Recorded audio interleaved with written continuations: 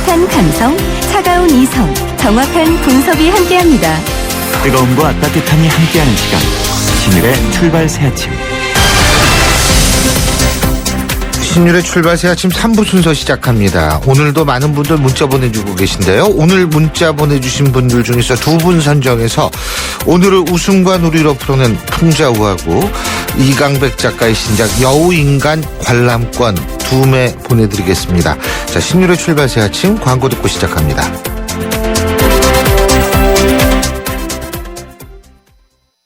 안녕하세요. 영화배우 황정민입니다. 유플러스 가족 무한 사랑 들어보셨어요? 가족 중 한 명이라도 유플러스면 온 가족 휴대폰 요금을 매달 할인해줍니다. 거기다 인터넷까지 유플러스면 LTE 무한대 요금을 최대 반값으로 쓸 수 있습니다. 국내 유일 유플러스 가족 무한사랑 클럽. 지금 유플러스 매장에서 만나보세요.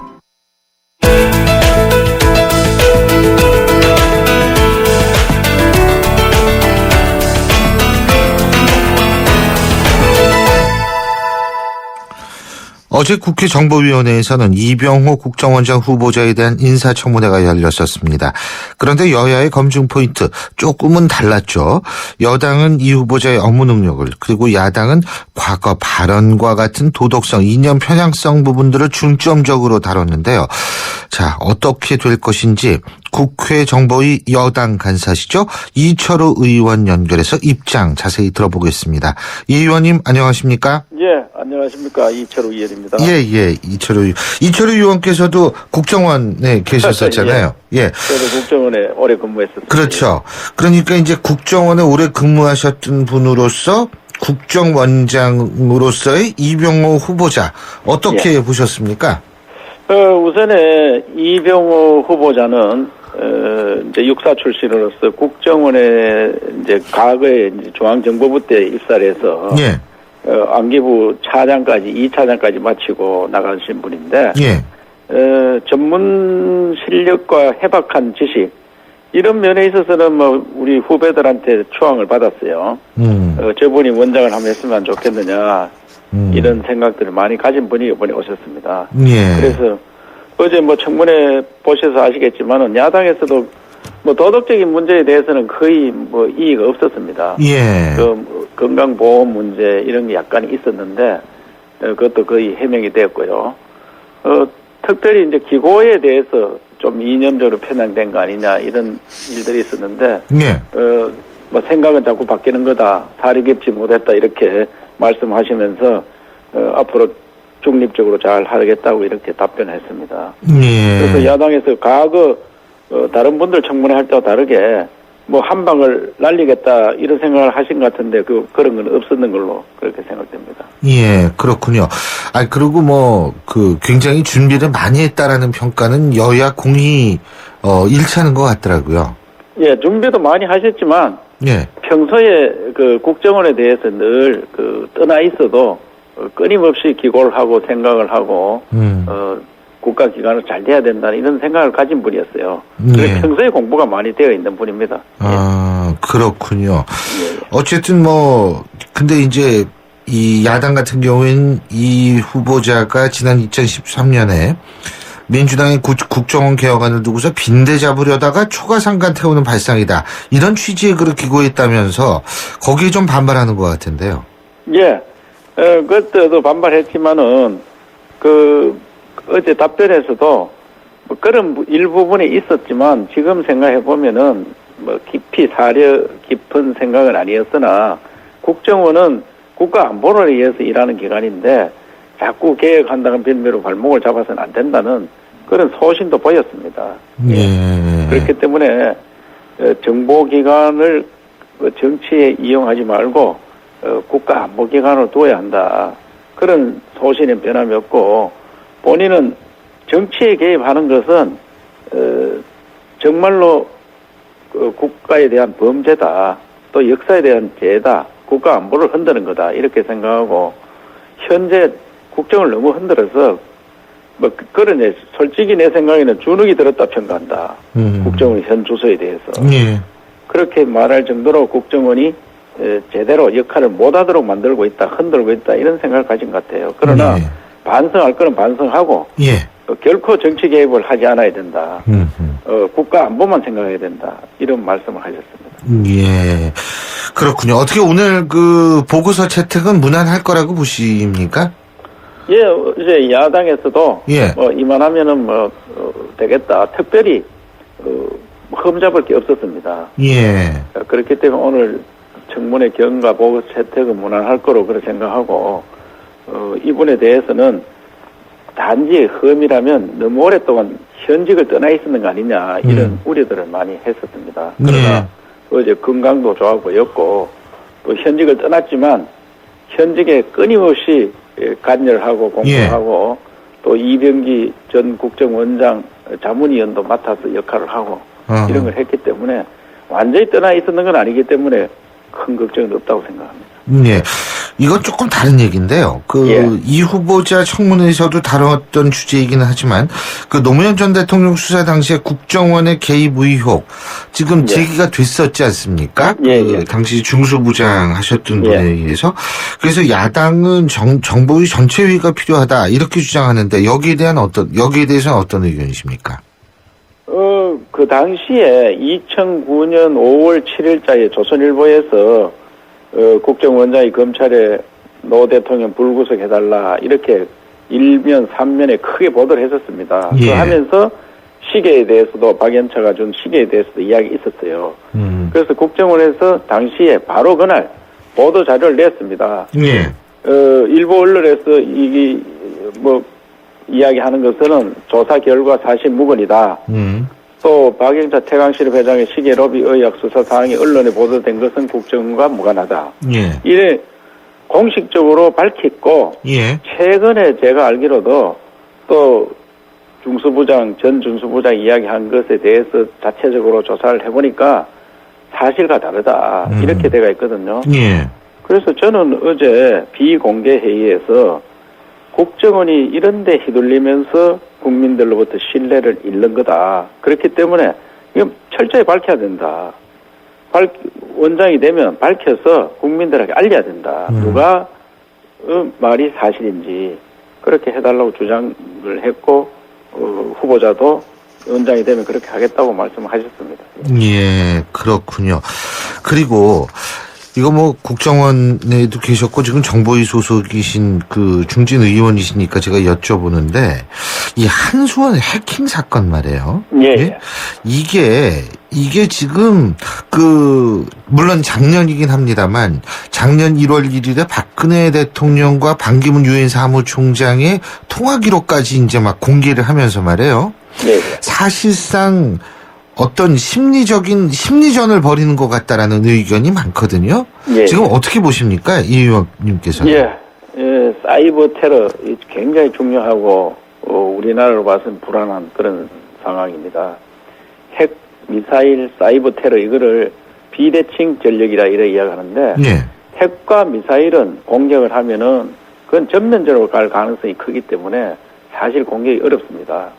그런데 사이버 테러는 우리가 보이질 않기 때문에 위험한 걸 못 느끼는 가운데 굉장히 위험한 거예요. 우리나라가 IT 강국으로 돼가 있잖아요. 그런데 실질적으로 따지면 IT 인프라 강국이지 소프트웨어 강국은 아닙니다. 즉 청취자들께 쉽게 말씀드리면 고속도로를 잘 닦아놓은 거예요. 그리고 고속도로를 닦아놓으니까 북한에서 탱크를 밀고 들어오는 거예요. 지금 공격하러. 그럼 우리 곳곳에 방막을 쳐야 되는데 우리는 북한에 탱크가 들어갈 길이 없습니다. 고속도로 안 닦아놨기 때문에. 이 방막을 쳐야 되는데 방막 쳐는 기술이 어느 수준이냐 그게 굉장히 어렵다고 봐요. 북한에서는 어릴 때부터 이 사이버 테러 교육을 합니다. 그것만 교육하겠죠. 그것만. 그러니까 아주 전문가가 돼서 군에서 벌써 1,700명이 활동하고 있고 이 조직을 지원하기엔 TF팀을 만드는 그게 4,200명이 된대요. 그럼 이 사람들이 해외에서도 한 1,100명이 활동하고 있다. 그래 사이버 테러는 직감적으로 방어도 직감적으로 할 수 있어야 됩니다. 그럼 우리가 어릴 때 언어를 배우잖아요. 이것도 프로그램, 이것도 언어입니다. 언어라고 생각해야 돼요. 어릴 때부터 언어를 배워야지 그 네이티브 스피커가 되잖아요. 그것도 똑같은 겁니다. 그래서 우리가 이런 문제에 대해서는 정말 심각성을 가지고 교육도 하고 정비도 하고 해야 되는데 법을 만들어야 됩니다. 사이버 테러법. 음. 그런 것을 만들어서 교육, 그 다음에 조직을 갖춰야 됩니다. 예. 그런데 현재 북한에서 이렇게 공격을 해오고 있는데 여러 번 당했잖아요. 심지어 청와대도 뚫히고 국정원도 뚫혔잖아요. 예. 그런데 이에 대비하는 게 뭐 국정원에서 열심히 하고 있습니다만은 국민들이 아주 불안하게 생각합니다. 그 예. 대통령과 반기문 사무총장이 이야기했다 하는 게 사실인지 아닌지 모르지만 국민들을 하여금 불안을 느끼게 합니다. 상당히 불안하죠. 예, 그에 대한 대비를 하기 위해서는 예. 우리가 어제도 청문회에서 많은 이야기를 했는데 통신비밀보호법을 개정해가지고 우리가 휴대폰 감청을 지금 영장은 발부되는데 실질적인 감청을 못하고 있습니다. 예. 그런 문제를 반드시 해결해야 된다고 생각합니다. 지금 그 이 의원님께서는 북한이라고 한수원 테러를 거의 북한이라고 단정을 하신 모양이죠. 지금. 이것은 뭐 정부에서도 그렇게 생각하고 있고요. 예. 우리를 공격할 때가 뭐 정상급 수준이 있는데 그게 북한입니다 지금. 미국도 근데 돈을 공격했다고 요구하잖아요. 인정했잖아요. 예. 돈을 요구하잖아요. 한수원 테러범은. 그래서 그거는 뭐 심리전일 수 있죠. 돈을 요구하는 게 이런 거는. 그 정도 기술은 개인이 갖기 굉장히 힘든다고 전문가들이 이야기를 합니다. 예. 조직적인 그 사이버 테러로 봐야 됩니다. 그리고 지금 사이버 테러법 말씀하셨는데 예. 대테러 방지법 문제가 지금 굉장히 논쟁이 되고 있지 않습니까? 예. 근데 여기 논쟁의 핵심이라는 것은 야당의 입장에서 볼 때에는 왜 대테러 방지법 거기 보면은 테러 그 대응 기구가 국정원 산하로 들어가느냐? 예? 예. 이거 가지고 지금 문제 삼고 있는 거죠. 어떻게 보십니까? 예, 테러나 사이버 테러나 이게 제일 중요한 게 보안입니다. 예. 보안 문제가 있기 때문에 정보기관에서 해야 되고 예. 미국이라든 강대국들도 선진국들도 다 정보기관에서 테러나 사이버 테러 이런 조직을 가지고 있습니다. 그래서 예. 이번에 대테러법은 국정을 해서 모든 걸 다 하는 게 아니고 총리를 의장으로 해서 국방부 장관이나 경찰청장이라든지 관련된 분들을 위원으로 해가지고 예. 거기에서 그 정책을 결정을 하면은 그것을 집행하는 그 대테러 센터를 국정원 산하에 두되 대테러 센터에도 국방부, 경찰, 뭐 해경 모두가 관계되는 사람들이 다 망라돼서 함께 일하는 그런 기관으로 만들어서 야당이나 시민단체 걱정 안 하도록 하는 그런 방안이고요. 예. 사이버 테러도 똑같은 형태로 그렇게 하는 게 좋다는 생각을 가지고 있습니다. 예. 어쨌든 제가 볼 때는 여야가 어떻게 빨리 합의를 해서 예. 지금 테러는 굉장히 증가하고 있지 않습니까? 그렇기 때문에 이 대테러 방지법을 좀 빨리 만들어야 되는 것 아닌가라는 생각하는 국민들도 많을 것 같거든요. 대테러 방지법, 사이버 테러 방지법 둘 다 굉장히 그렇죠. 중요합니다. 이 같은 게 아니에요. 완전히 다른 하나는 오프라인이고 하나는 온라인이기 그렇죠, 때문에 물론. 완전히 다른 건데 이 두 개 다 아주 급하고 더 급한 거는 사이버 테러법입니다. 사실상. 예. 이번에 한수원 하는 거 보니까 지난 크리스마스 때도 그랬잖아요. 예. 이게 참 여러 가지로 참 불안한데 말입니다. 잘 알겠습니다. 예, 오늘 말씀 잘 들었습니다. 고맙습니다. 예, 감사합니다. 지금까지 국회 정보위 여당 간사시죠. 새누리당 이철우 의원이었습니다.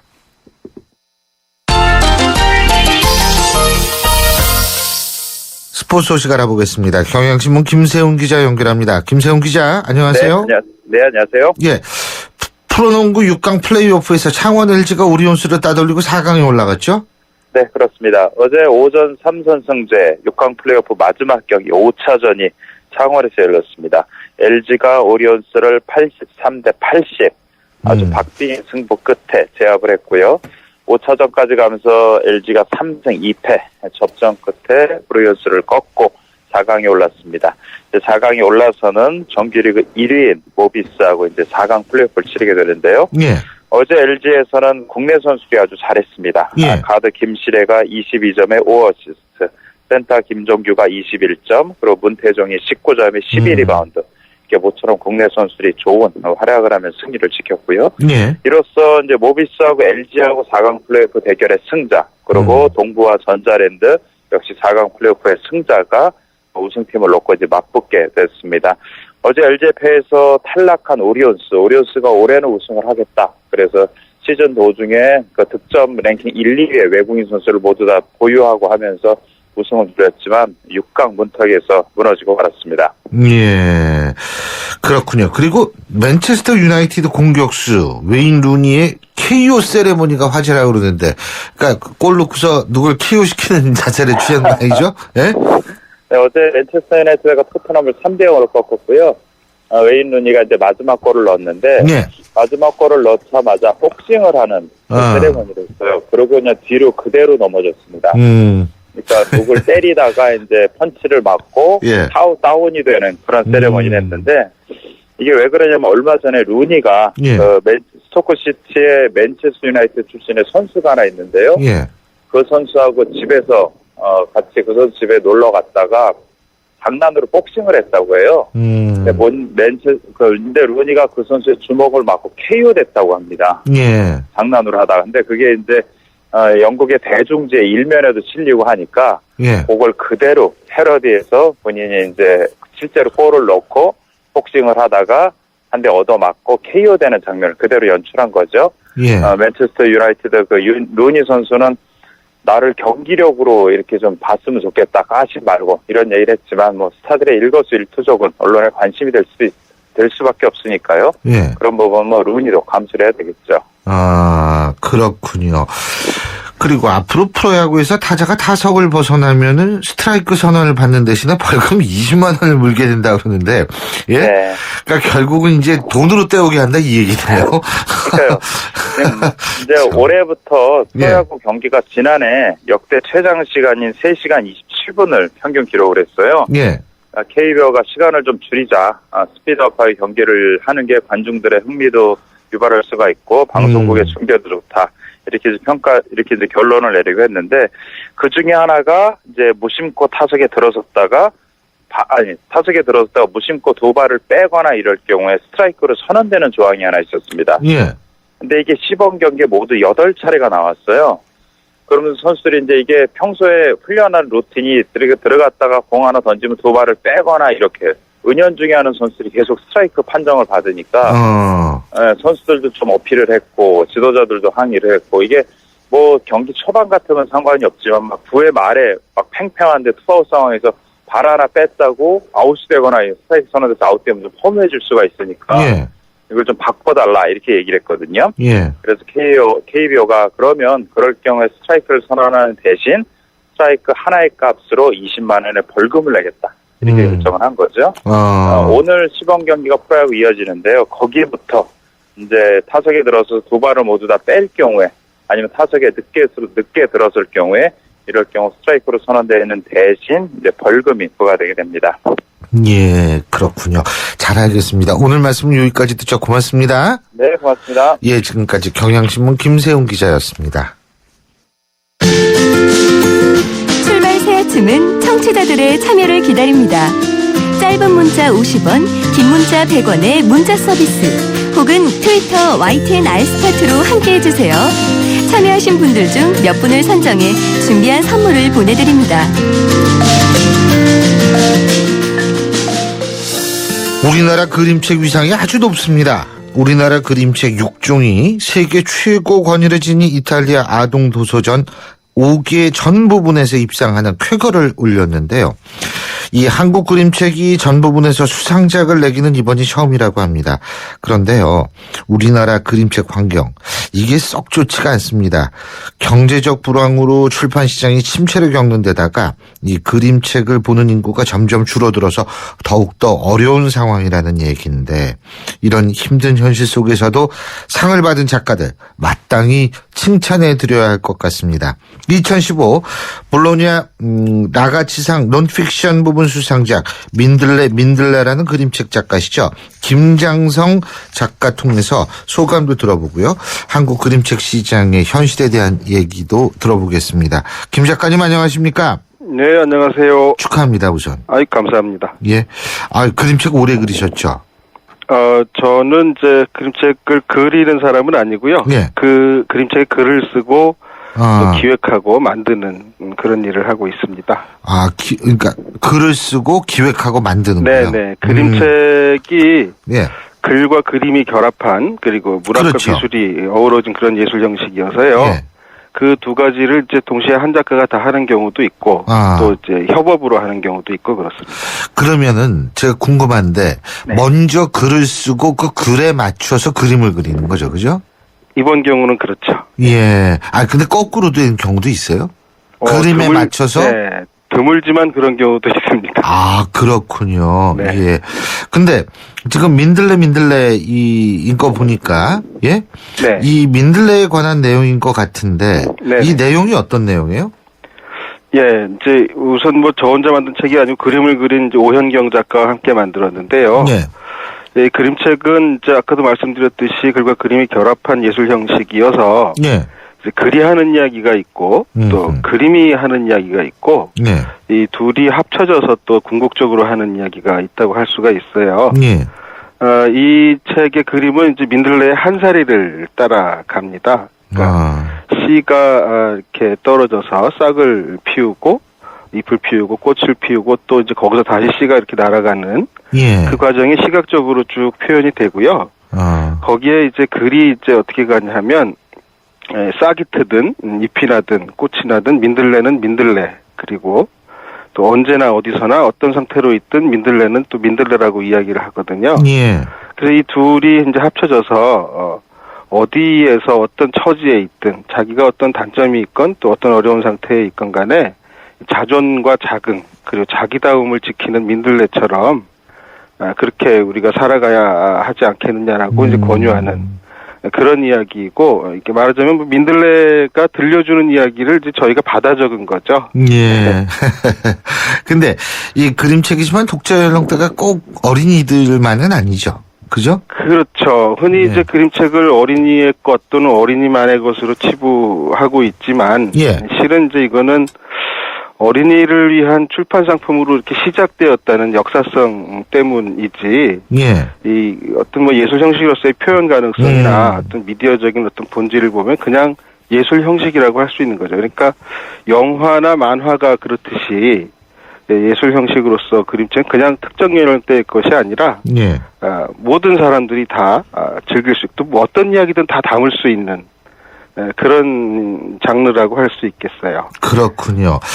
이 이탈리아죠 이게 볼로냐 라가치 상을 주는 데가 이탈리아죠, 그죠? 네네. 예, 프론토 이탈리아인데 이 볼로냐 라가치 상의 위상이 굉장히 그러니까 가장 높은 상이죠. 그림책 주는 상 중에서. 전 세계적으로 이제 그 그림책에 대해서 상을 주는 것들은 이제 여러 가지가 있는데 그것이 가령 케이트 그린어웨이라든지 뭐 이런 상들은 이제 미국이라는 한정돼 있는 나라에서 그 나라의 작품에 대해서 주거든요. 그런데 전 세계의 작품을 대상으로 하는 상은 이제 이 라가치 상과 그다음에 이제 브라티슬라바 일러스트레이션 비엔날레라고 하는 데서 수상하는 이 두 가지가 있거든요. 그래서 전 세계 대상은 딱 두 가지이고 그 중에서 이 라가치 상은 이제 50회째를 맡고 있어요. 그러니까 어떤 상이 제정되어서 50년, 반백년을 이어갈 수 있다라고 하는 거는 그만큼의 이제 어떤 권위나 뭐 또 상을 받은 작품들의 면면을 보면 이제 예술성이나 작품으로서 완성도 이런 것들이 상당히 높죠. 그리고 그런데 이제 뭐 그림책의 노벨상 뭐 이렇게 운운하는 건 조금 오바인 것 같고요. 우리나라는 원래 좀 유명하면 다 그렇게 붙여요. 그러니까 그냥 들으시면 되는 거예요.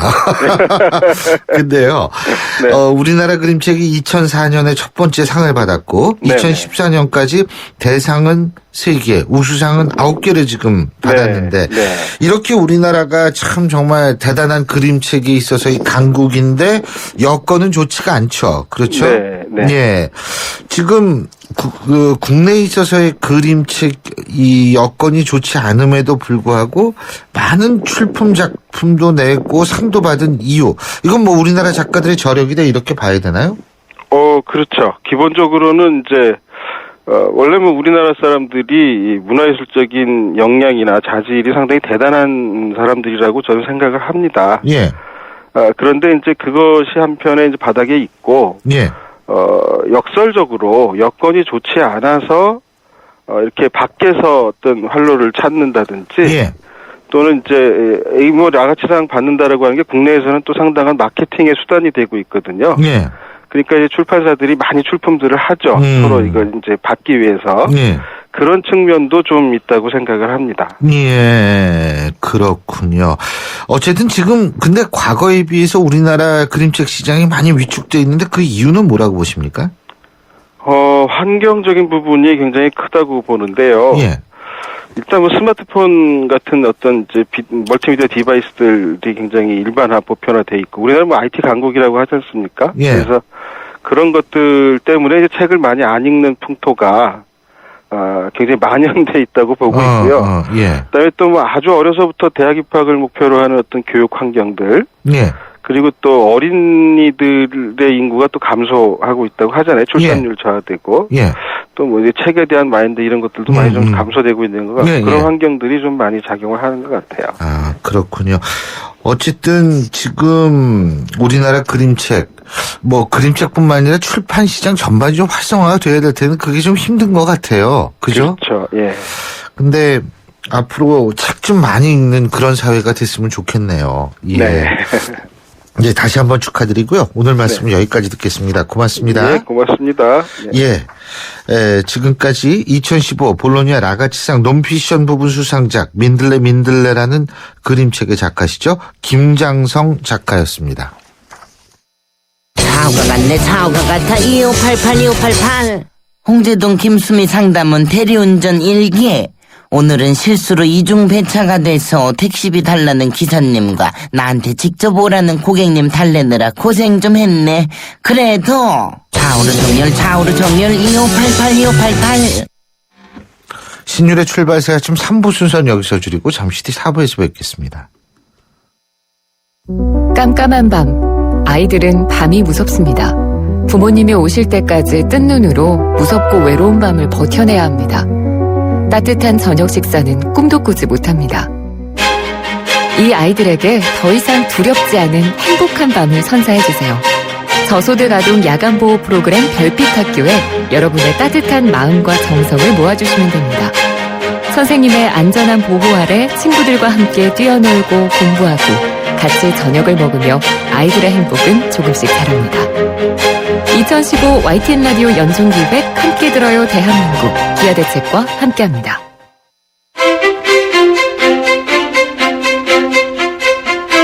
여러분은 지금 신율 교수가 진행하는 출발 새 아침을 듣고 계십니다.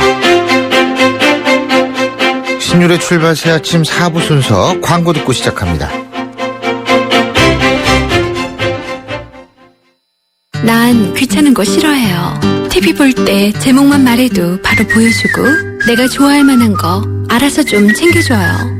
올레 TV는 할 수 있죠? 당연하죠. 말만 하면 찾아주고 보고 싶은 영화 알아서 추천해주는 올레 TV. 좋은 선택을 하라. Good choice. 올레.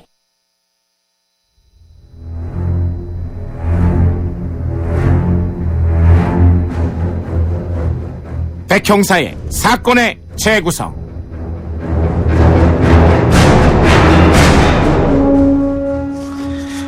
백형사의 사건의 재구성 오늘도 백기종 전 수서경찰서 강력팀장과 함께하겠습니다. 어서 오십시오. 네, 안녕하세요. 예, 지금 이 모 아이돌 그룹의 멤버가요. 네. 자신의 사진을 무단 사용한 한 의원을 상대로 한 손해배상 청구 소송에서 패소한 일이 있다. 이 얘기부터 좀 짚어보죠. 네. 이게 원래 이겨야 되는 거 아닌가요? 예, 이제 퍼블리시티권이라고 해서 사실 영화배우나 탤런트 뭐 유명 운동선수들이 자기 성명이나 얼굴 뭐 실체 그 초상권을 침해해서 자의적으로 광고 상업적 이용을 하는 걸 이제 이게 허락하느냐 마느냐 이건데 허락을 받지 않은 상태에서 이 한 의원이 꿀벅지 유이처럼 꿀벅지가 돼서요. 부분 비만 프로젝트 이걸 받고 이렇게 이제 선전했단 말이죠.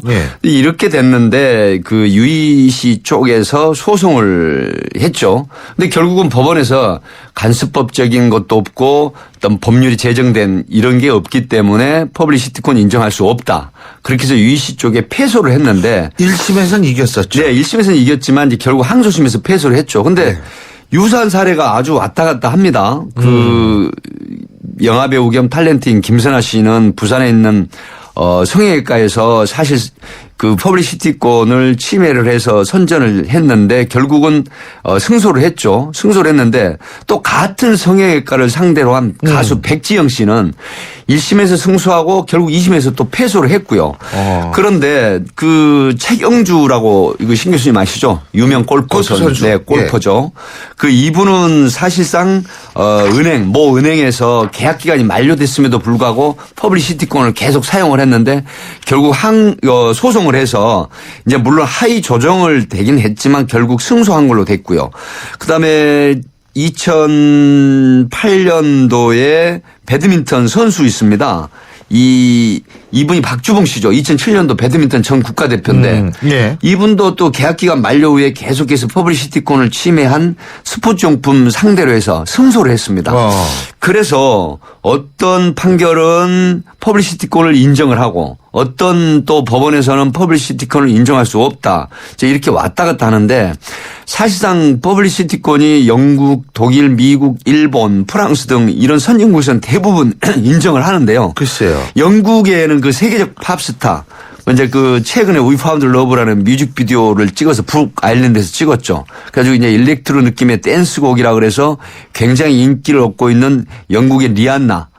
이 가수가 결국은 이 뮤직비디오에 나온 이 티셔츠를 이 소위 말하면은 탑샵이라는 이 브랜드에서 모방을 해가지고 이거를 이제 소송을 냈죠. 그래서 영국에서도 이게 이제 퍼블리시티권 자체를 인정을 했습니다.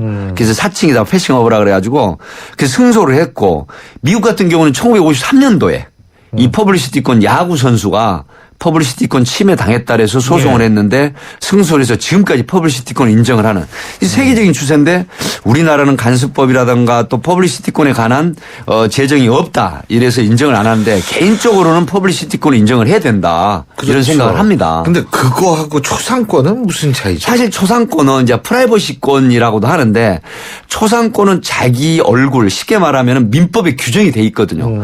이 초상권에 대해서 침해를 하면은 민사상 손해배상 청구를 할 수가 있는데 일종의 이거는 일반인도 가능하거든요. 그러니까 우리가 통상 허락 없이 사진을 찍어서 자기 어떤 상업적 이용에 하거나 아니면 자기 일에 이걸 내건다라든가 이용을 했을 때 이거 인정을 하면서 사실 유명 연예인들 운동선수 또 유명인들의 이런 어떤 초상권이나 성명에 대해서는 인정을 하지 않는 경우가 지금 더 많거든요. 이런 부분은 사실상 퍼블리시티권을 세계적인 추세로서 인정을 해야 되지 않느냐. 사실 유희 씨 같은 경우도 억울하죠. 왜 그러냐면은 본인의 그 신체를 전체적으로 나타낸 사진 넉 장을 올리고 그다음에 유희 씨처럼 꿀벅지 변신해라라는 이런 건 다분히 유희 씨가 우리 한의원에서 어떤 그 프로젝트의 어떤 그런 치료나 이런 그 진료를 받고 이렇게 됐다라는 마치 은연중 이런 형태를 인용을 했는데 이게 지금 패소가 했다는 거는 역시 너무 그 범죄적인 잣대로만 해석을 하신 게 아닌가 이런 생각이 듭니다. 자, 다음은 그 노인을 상대로 한 범죄 얘기를 좀 해볼 텐데 말이에요. 먼저 경북 예천에 발생한 노인 살인 사건인데 이게 일단 사건 개요부터 좀 말씀해 주시죠. 이제 이 경우는 사실상 44세 된 가정주부였죠. 그런데 남편과 한 10여 년 전부터 이제 불화가 있었다고 합니다. 그래서 결국 2년 전에 이혼을 했는데 문제는 시어머니가 그 당시에 지금 아이를 이 며느리 전 며느리였죠. 지금은 이제 며느리가 아니지만 법적으로 이혼했기 때문에 아이를 이제 양육을 하고 있는 상태에서 남편이 지원한다는 그 지원금 양육비라든가 생활비를 이제 끊었던가 봐요. 그 남편도 어려웠겠죠. 그런데 이 시어머니가 전 시어머니가 이런 부분에 관여를 했지 않느냐. 그리고 며느리로서 그 위치를 가지고 있을 때 굉장히 좀 불화가 있었다는 부분에 앙심을 먹었던 것 같습니다. 그래서 13일 새벽 3시 한 40분이나 50분경에 경북 영주에서 본인의 차를 이용해서 넘버를 가리고 뭐 휴지 같은 거 이렇게 부착을 해가지고 그 표시가 안 나게 식별하기 어렵게 하고 들어가서 미리서 준비한 청테이프로 발을 묶고 좀 가격을 폭행을 하고 결국 목을 졸라서 살해를 했는데 이게 이제 결국 경찰이 CCTV라든가 이런 그 뭐 DNA라든가 추적에 의해서 이제 체포가 됐죠. 근데 이분은 뭐 우발적 범행했다. 지금 최초에는 부인을 하다가 지금 우발적 범행이에요. 우발적 범행이 아니죠. 차량 번호판을 가렸다 그러셨잖아요. 네. 그러니까 본인은 그렇게 지금 진술을 하고 있는데. 우발적으로 가렸대요, 그것도? 예? 그래서 사실 굉장히 후한무치한 변명을 하고 있는데 안타까운 겁니다. 이 80대 시어머니였고.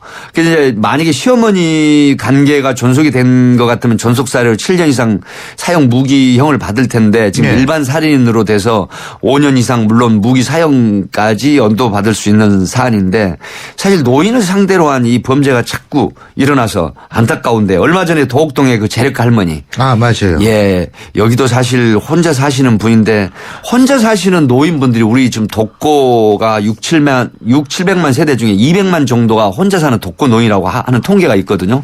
그런데 사실 노인이면 힘이 없고 또 업신여김을 당하는 또 어떤 공격을 했을 때 방어력이 쉽지 않은 이런 분들을 상대로 돈 문제라든가 어떤 원한이나 그런 어떤 앙심을 품고 범죄를 하는 사실 그 효가 우리나라의 그 정말 가장 기본이고 또 그런 상황이었는데 점점 이런 게 퇴색이 되고 노인들을 상대로 한 돈 어떤 감정, 원한 이런 걸로 해서 이런 심각한 범죄를 저지른다는 것이 굉장히 우려스럽습니다.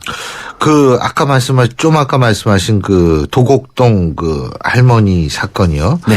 그거 어떻게 동기가 구속영장은 청구가 됐죠? 아니 청구된 게 아니라 구속이 됐어요. 구속이 됐죠. 그래서 송치가 됐습니다. 송치가 됐군요. 네, 됐는데요. 근데 동기는 어떻게 밝혀졌나요? 동기는 이제 그 범인 정모 씨가 사실 65세 이 분이 사실 10여 년 넘게 신경안정제, 조울증, 우울증 또 여러 가지 뭐 고혈압 약 이런 걸 좀 먹고 있어서 검찰에서도 정신감정 의뢰를 할 예정으로 지금 후문이 알려지고 있는데요.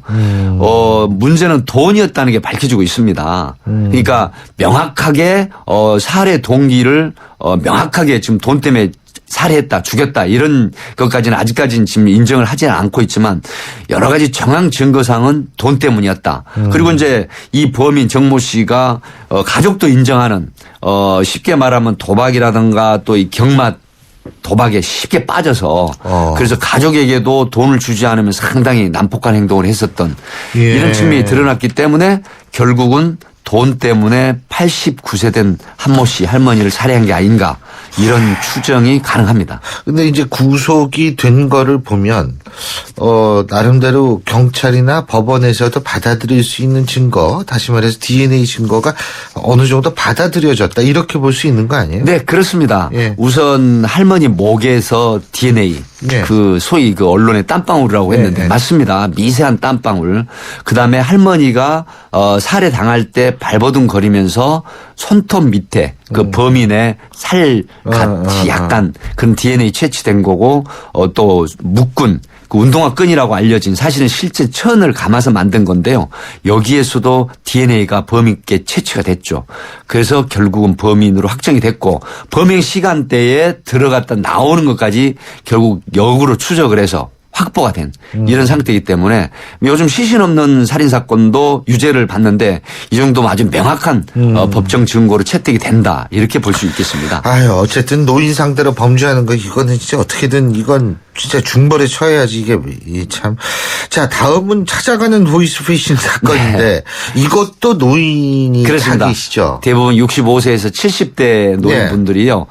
인데 그 성동경찰서 서울 성동경찰서 지능수사팀 최영욱 팀장이라고 제가 아는 또 후배가 마침 했더라고요 이 사건을. 근데 이건 이제 작년 12월 12일 12.12 사태는 아니고요.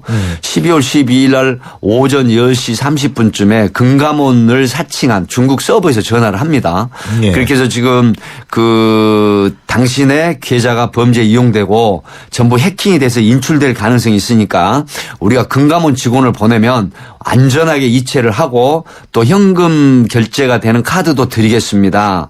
이렇게 해서 보내면 그렇게 따르십시오 하니까 혼자 계시는 이 할머니가 70세 된 할머니였거든요. 성수동에 서울 성수동에 사시는 분인데 그래서 그 범인들에게 2명의 금감원 로고가 직원 신분증 로고가 찍힌 가짜로 이조한 신분증을 제시를 하면서 하니까 결국 6,300만 원을 그러니까 먼저 전화를 하고 그렇습니다. 우리 금감원인데 계좌 정보가 노출됐으니까 돈을 일단 찾아놓으면 우리 직원들이 거기 갈 테니까 네, 그렇습니다. 그 돈을 직원들한테 줘라. 주면 우리가 안전하게 계좌로 입금을 해드리겠다. 도와드리겠다. 그래서 그런 식으로 일단 보이스피싱 그 사기 편취를 당하십니다. 그래서 경찰에 이제 나중에 신고가 돼서 그 서울 성동경찰서 지능범죄수사팀 가수팀이 이제 출동을 하죠. 그렇게 돼서 또다시 3천만 원의 잔금이 있는 걸 알고 다시 이체를 하라고 하는 걸 오케이 하겠다. 이렇게 공작을 합니다. 그래서 그 가까운 그 해당 은행에 가서 전화 폴더를 열어놓고 마치 은행 직원하고 얘기하는 것처럼 이렇게 유도를 하죠. 그래서 중국 서버에서 이 얘기를 듣고 그다음에 다시 범인 2명을 보냅니다. 오후에. 그래서 잠복에다 체포를 해서 결국은 수사가 시작이 되고요. 또 하나는 다른 곳에서 할머니가 범인이 그런 수법으로 찾아오니까 돈을 건네면서 3천만 원을 건네면서 이제 콜로 기침을 하는 거예요. 범인이. 이 대구 지역의 조폭 이론인들인데요. 그래서 이제 마침 집에서 할머니가 드시는 생강차를 드립니다. 줍니다. 뭐 나쁜 놈들이니까 드린다는 표현은 이상하고요. 주니까 마침 긴침이 걸려있는 이 범인이 그 생강차를 마십니다. 근데 경찰이 나중에 가수팀하고 성동지능범죄수사팀이 출동을 해서 그 수거를 하죠. 근데 이유가 있었습니다. 그걸 바로 DNA를 의뢰해서 확인을 해보니까 이 범인 중에 한 명이 예전에 성폭행 범죄를 저질러서 DNA 데이터베이스가 이제 DB가 구축이 됐던 거예요. 그래서 마침 이게 확인이 돼서 언론에 안 나갔던 얘기입니다. 그래서 이제 결국 이게 대구에 있는 전 그 조직원 일당 8명을 다 한꺼번에 체포할 수 있었고 처음에 70세 된 할머니에게 찾아간 건 인출책으로 중국 조선족 동포였어요. 이 2명. 그러니까 말투를 보면 좀 알 텐데. 근데 할머니하고 할아버지가 60, 70대 이상 이렇게 되신 분들이라서 굉장히 믿었고 또 미리서 전화가 왔고 또 범인들이 찾아와서 금감원 직원의 신분증을 제시를 보여드리고 하니까 그대로 속았던 겁니다. 굉장히 뭐 의심을 하지 않을 그런 정도로 만들었던 거죠.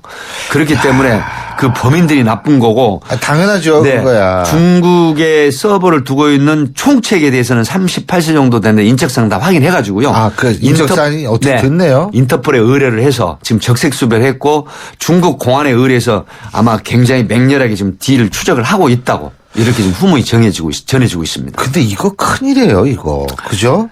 이거 어떻게 그러니까 왜냐하면 보이스피싱 방법이 날로 진화하고 있잖아요. 네. 지금 이 케이스 이 경우는 굉장히 지금 최초 사례거든요.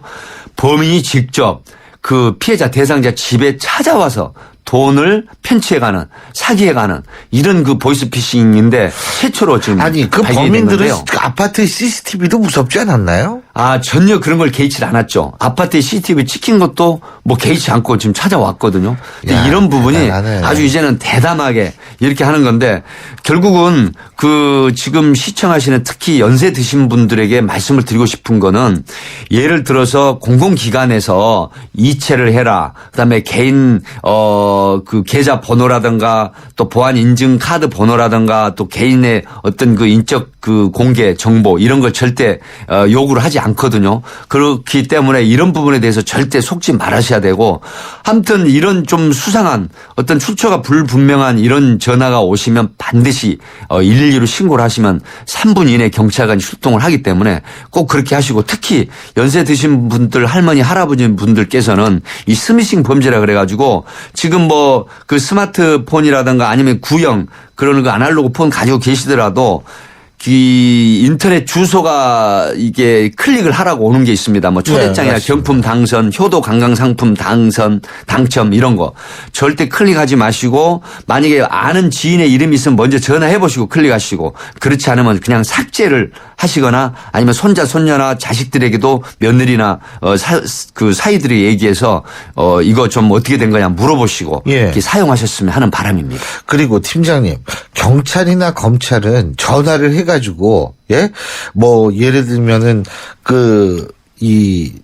당신의 계좌가 노출됐으니까 뭐 이런 식의 어떤 얘기 하지 않죠? 절대로 하지 않습니다. 출두 요청도 그런 식으로 얘기 안 하죠? 출두 요청도 그렇게 하지 않고 출두 요청서를 보내거나 이렇게 하고요. 지금은 조심해야 될 게 법원, 검찰, 경찰 또 이런 공공기관에 그 소위 말하면 로고나 사이트를 위장을 해서 올리기 때문에 속을 수가 있거든요.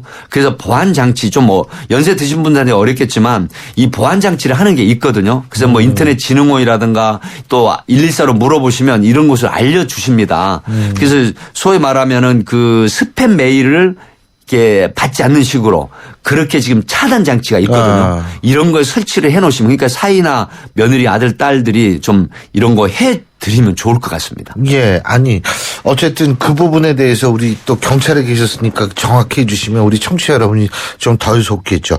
오늘 말씀 여기까지 듣겠습니다. 고맙습니다. 네, 안녕히 계세요. 예, 지금까지 백기종 전 수서경찰서 강력팀장이었습니다. 사장님, 복잡하고 까다로운 세금 신고, 장부 작성, 세무 진단은 어떻게 해결하세요? 당연히 세무사에게 맡기죠. 고용산재보험 사무대행. 청년 후견인 업무도 해결해주는 든든한 파트너니까요. 세무사를 알아두는 것이 생활의 지혜입니다. 한국세무사회.